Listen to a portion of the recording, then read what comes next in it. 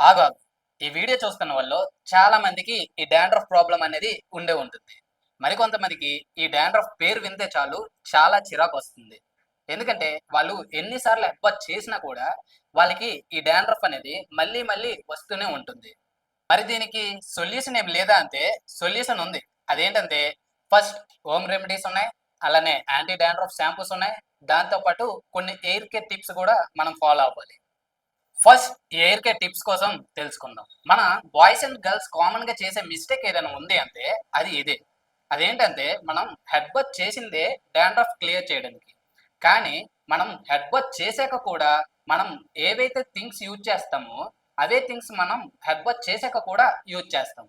Example గా ఈ caps గానీ, కోమ్స్ గానీ, హెల్మెట్ గానీ, క్లిప్స్ గానీ, బ్యాండ్స్ గానీ, స్కార్ఫ్ గానీ అండ్ అలానే పిల్లో కవర్స్ గానీ ఈ థింగ్స్ వల్ల ప్రాబ్లం ఏంటంటే మనకి డాండ్రఫ్ ఉండేటప్పుడు మన హెయిర్ లో బ్యాక్టీరియా అనేది ఉంటుంది.